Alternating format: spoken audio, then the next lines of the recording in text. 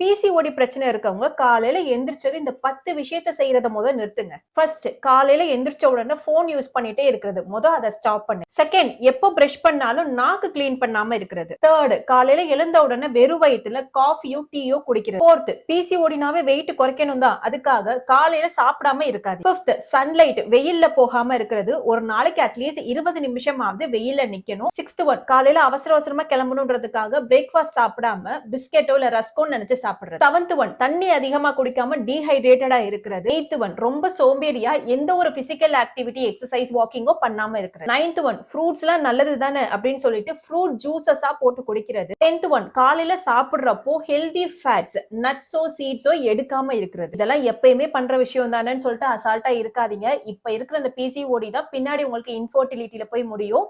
அப்ப அவதிப்படுறதுக்கு இப்ப அவாய்ட் பண்ணலாம்ல. பிசிஓடியை வச்சுட்டு எவ்வளவு சொன்னாலும் கேட்காம இந்த விஷயம் எல்லாம் பண்றாங்களோ அவங்களுக்கு இதை ஷேர் பண்ணுங்க. எல்லா பொண்ணுங்களுமே இந்த வெஜைனல் இன்ஃபெக்ஷனால ரொம்பவே கஷ்டப்பட்டுட்டு இருக்காங்க. இந்த வெஜைனல் இன்ஃபெக்ஷன் வராம இருக்கிறதுக்கும் வந்தா என்ன பண்ணுன்றதையும் பார்க்கலாம். ஃபர்ஸ்ட் ஒன் என்னன்னா, ப்ரோபயோட்டிக் ரிச் ஃபுட் ஐட்டம்ஸ் எடுக்கணும். ஏன்னா உங்க உடம்புல இருக்கிற குட் பாக்டீரியாவை அதிகரிக்கப்படும். யோகட் எடுத்துக்கலாம், கர்ட், பட்டர் மில்க், மோர் எடுத்துக்கலாம், ஃபெர்மெண்டட் ரைஸ் வாட்டர். முன்னாடி நாள் நீங்க சாதத்துல ஊத்துன தண்ணியை நெக்ஸ்ட் டே காலையில நீங்க உப்பு போட்டு குடிச்சிட்டு வரலாம். செகண்ட் என்னன்னா, ஸ்வீட் பொட்டேட்டோ, சக்கரவள்ளி கிழங்கு. இதுல பீட்டா கேரோட்டின், வைட்டமின் ஏ இருக்கு அப்படின்றனால உங்களோட வெஜைனல் டிஷ்யூவை ஹெல்த்தியா வச்சுக்கிறதுக்கு ரொம்ப யூஸ்ஃபுல்லா இருக்கும். தேர்ட், ஹெல்தி ஃபேட்ஸ் எடுக்கணும். நட்ஸ், ஆல்மண்ட் எடுத்துக்கோங்க, வால்நட், அவகேடோ, ஆலிவ் ஆயில் இந்த மாதிரிலாம் எடுத்துக்கிட்டீங்க அப்படின்னா உங்களோட ஈஸ்ட்ரோஜன் லெவலை ரெகுலேட் பண்றதுக்கும் ஒரு மியூக்கசல் லைனிங் ஃபார்ம் ஆகும். சோ தட் உங்களுக்கு அந்த இன்ஃபெக்ஷன்ல இருந்து பிரிவென்ட் பண்றதுக்கு ரொம்ப யூஸ்ஃபுல்லா இருக்கும். தண்ணி அதிகமா குடிச்சு உங்களை நீங்க ஹைட்ரேட்டா வச்சுக்கோங்க. அதே மாதிரி ரொம்ப டைட்டான கிளாத்ஸ் எல்லாம் போடாதீங்க. உங்களோட இன்னர் வியர்ஸை ஈரமா இல்லாம போடுங்க. ரெஸ்ட் ரூம் போனீங்கன்னா வைப் பண்ணிக்கோங்க.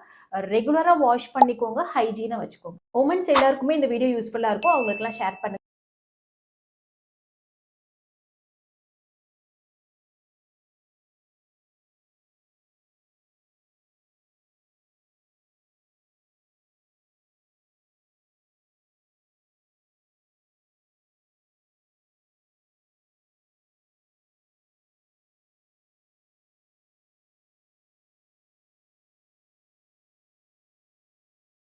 இப்போலாம் நிறைய பேருக்கு ஹெல்த் கான்ஷியஸ் வந்துருச்சு. ஸோ அதனால நிறைய ஃப்ரூட்ஸோ சாலட் ஐட்டம்ஸ் வெஜிடபிள்ஸ்லாம் நிறைய இன்க்ளூட் பண்ணிக்கிறாங்க தான். ஆனா இந்த சாலட்லாம் சாப்பிட்றப்போ நிறைய பேர் ரா வெஜிடபிள்ஸ்லாம் எடுத்துக்கிறாங்க.